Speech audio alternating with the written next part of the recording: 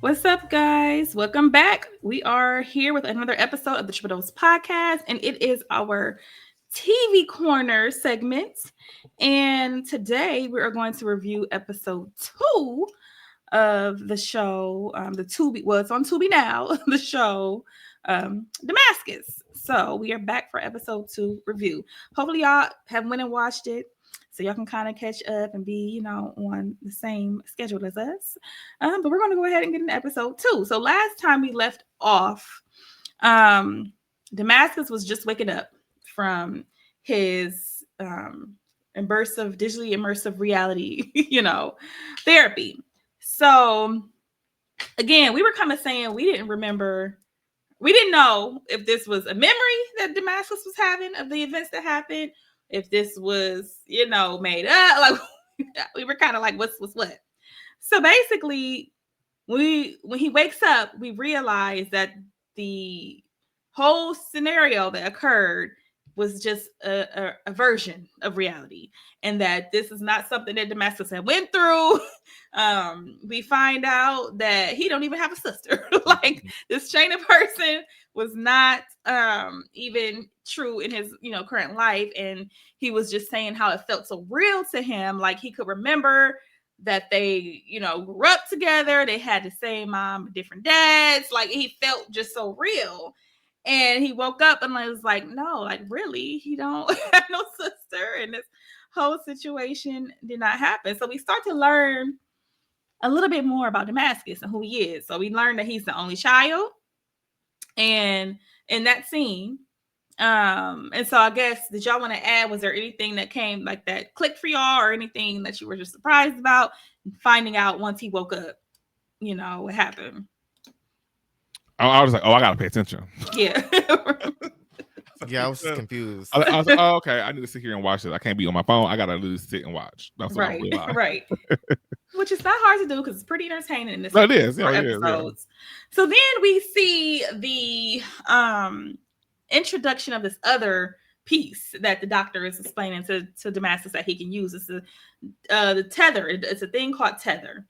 And basically, she said this is like your prefrontal cortex, and it helps you to recall memories, and it's kind of going to learn from you and just pull things, basically. And I was like, wait a minute, I don't know if I would want a device like this, but this is another thing that she is adding to the treatment plan.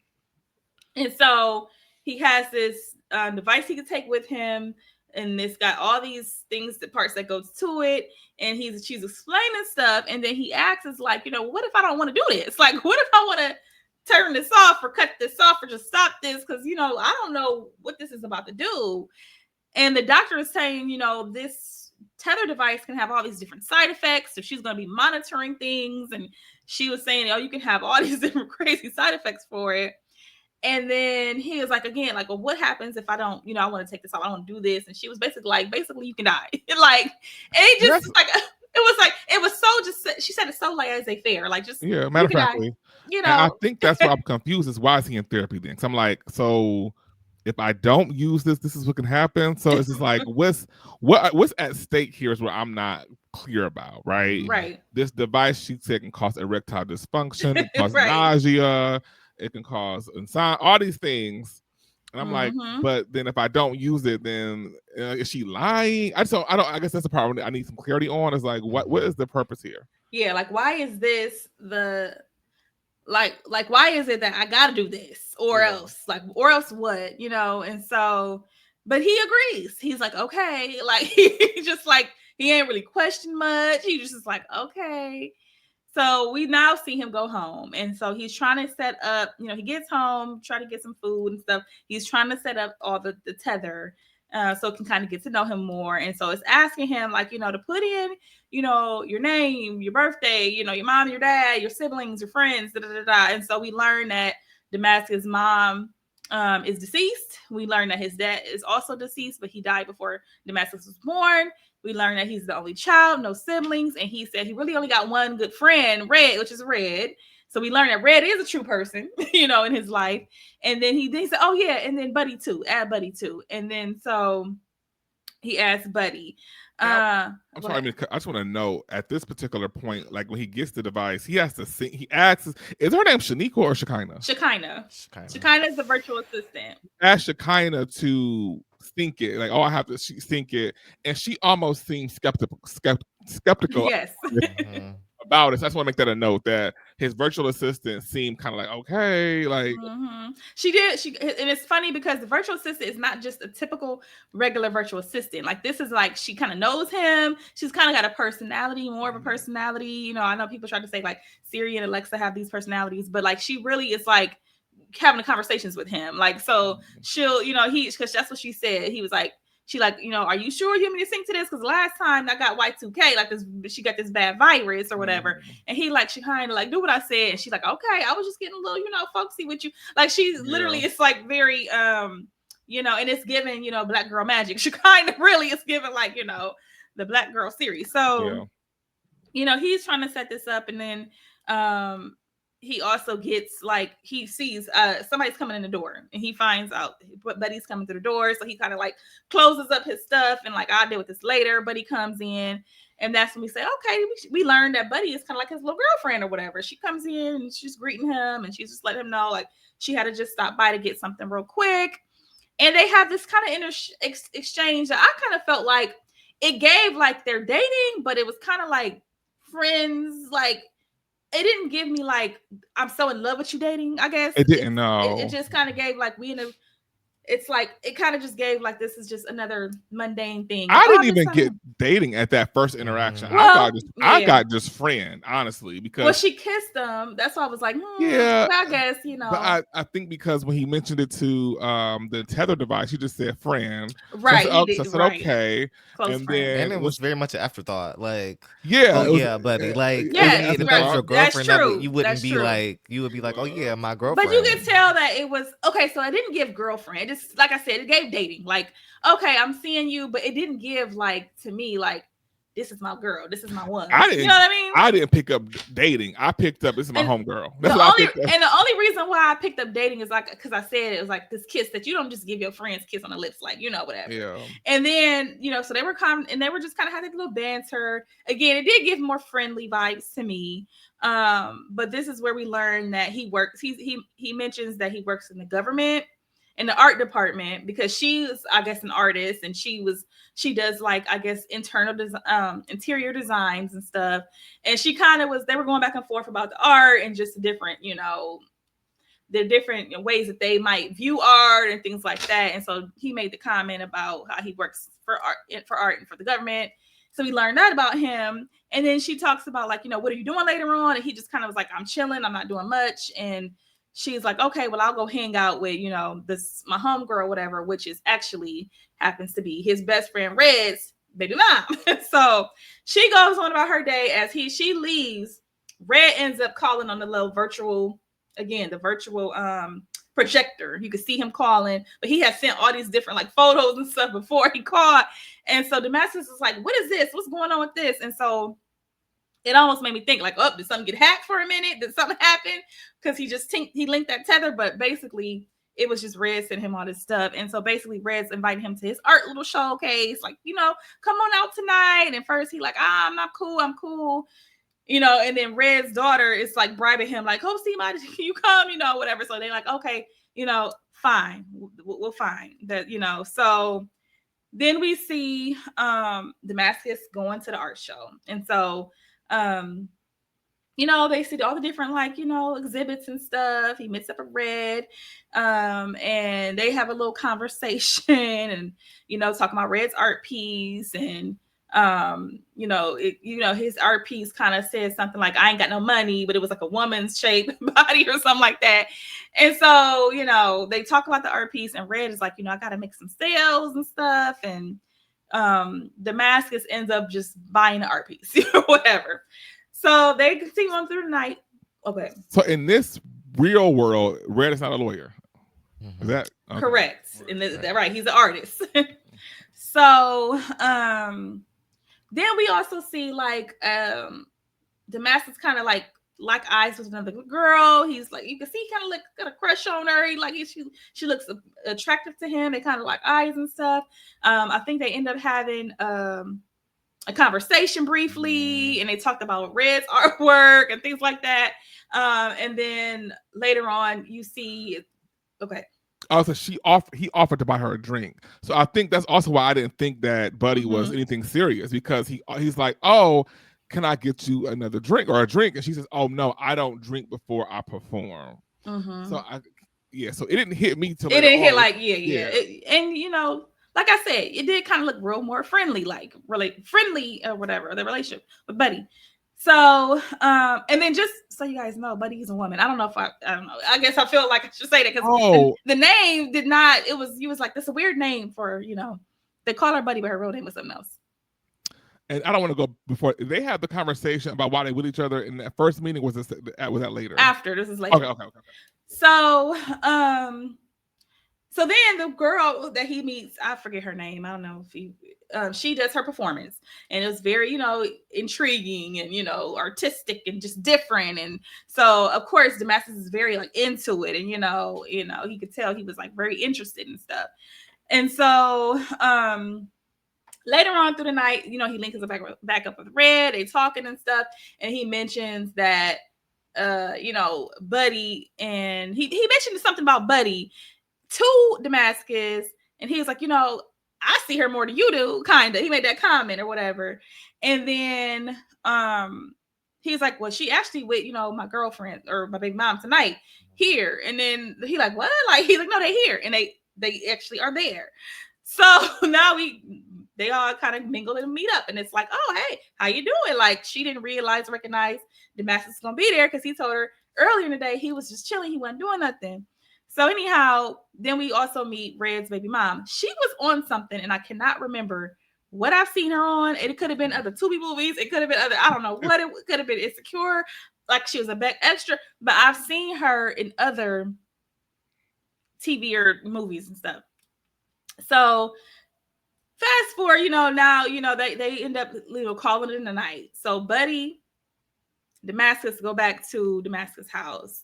And at this point, Buddy is like expressing herself to Damascus. She feel like they kind of not there. They not seeing, they kind of off. They always passing each other, missing each other. And she's basically kind of said she put up with a lot with Damascus because he's good on paper. Like, no kids, he got a job, you know, all the things. But it's like, you know, she feel like something's still missing. Like they just not, you know, connecting like that. And so Buddy is kind of telling her, like, you know, well, I did start therapy. Like, you know, I got to admit that, you know, I did go start going to therapy, work on myself, work on some things. And Buddy was like, starting to get turned on because the fact that he said he was going to therapy. So now again, she probably like, he still looks even better because he going to therapy, a black man going to therapy. Oh, you know, and so she's even turned on. But the Damascus is like, listen, I'm doing this for me. Like, I'm not trying to do this because, like, sometimes, again, this is another thing that sometimes happen in real life is that some guys will use the term of, oh, I'm going to counseling, I'm going to therapy to look good to somebody, even though they really truly might not have the best motives for the therapy. But he like, I'm doing this for me. Like, I'm for real. So anyway, then they end up having intimacy or whatever because she was so turned on. So then we go back to, and was there anything else y'all wanted to add about that exchange? I was just going to say, essentially, the algorithm put them together. Mm-hmm. So it's not like a world where they meet each other and they date. Like, you know what I mean? It makes sense in the grand scheme of the algorithm that they would be together. Because they're both like arts. End up being like a central theme of the show, because I don't know if it was in that conversation or in the conversation they had earlier, but they had mentioned how Buddy uses the algorithm in her job, she uses it in her life, and Damascus says something like, well, I think it's wrong or whatever. He doesn't like to use the algorithms or the technology in his art because he feels like that's, you know, art is a human form that needs to be expressed through, you know, a human being. And so there's some key differences there that I think might show up, especially because of how their society is structured with so much technology that he might be feeling like a fish out of water a little bit. Right. When she came over that first time, she was picking up a calibration device, and it was hers that she wanted him to use it. And I believe part of what it could do was help to design your home space. Mm-hmm. And he hadn't used it, like he never used it. So she was like, oh, why didn't you use it to, decorate your place?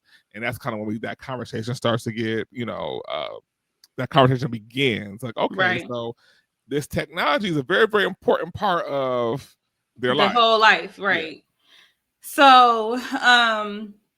So then after that, we see Damascus. He's back at the therapy at the doctor's office, and she's asking how things are going, and like he's saying, "Oh, I think it's going good." Like he's like, "I think it's fine," and she said, "Interesting, because I'm seeing like you had like these different symptoms, like whatever." And so then he was like, she asked like about Buddy. And he was like, tells her like, oh, that's, we've been dating or, things like that. And so I think he mentioned that they were dating for 4 years. And then they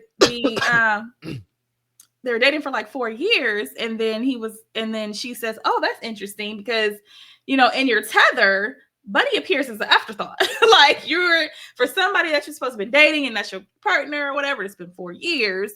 You didn't mention her at all. And she's like, how come you didn't mention her at our first session? Like, Mm-hmm. And so now we're kind of seeing things kind of play together. And so Damascus goes on to talk about how basically, they've been dating, but it's just kind of been like, it's because it's the thing to do. It's not like she's horrible or anything. It's just like, they supposed to be together, this algorithm type thing.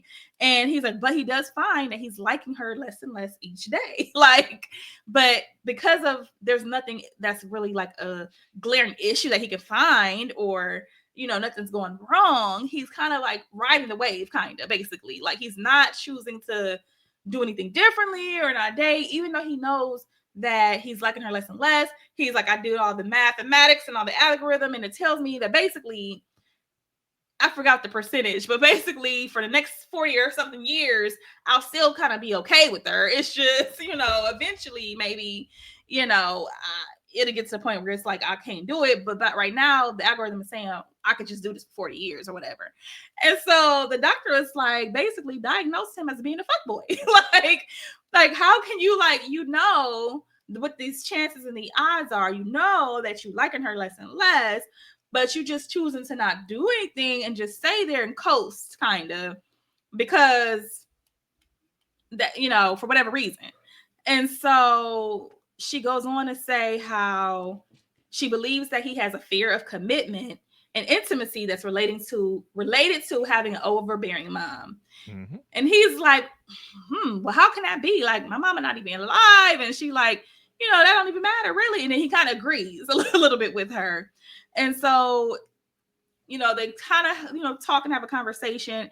And she's like, I really just want to kind of see what committed relationship would look like. What does that look like for me? I want to see a version where I have this committed relationship. And so we see him go ahead and put the little therapy device back on and lay back down. And then the next scene is we show that he's waking up, and in the scene you see a couple bottles, and then you turn like baby bottles, and then you turn around and he wakes up to the girl who he had a really big crush on at the art show. And that's where we leave off for episode 2.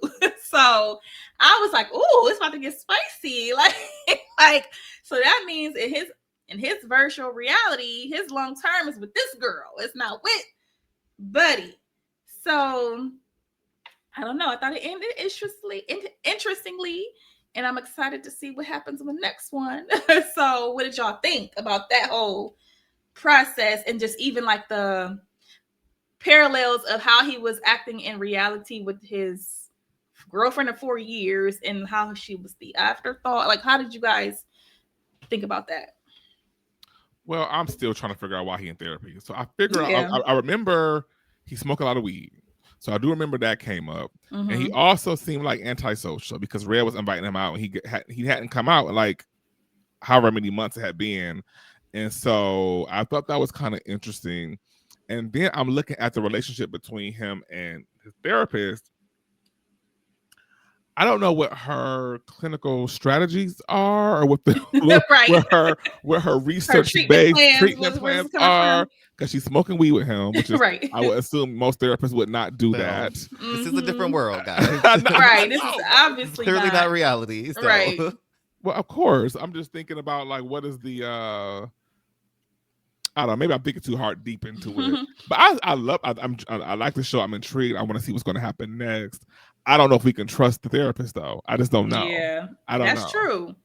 That's a good thing. The way she just skips over things and just says things matter of factly, it makes me wonder: are these like?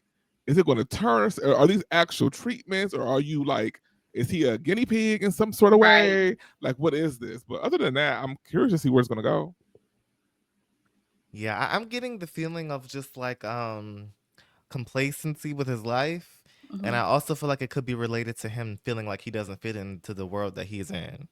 And so I'm thinking that that's probably going to come up. I think he was attracted to the artist woman because she represented kind of his philosophy of life, you know, more so than Buddy does.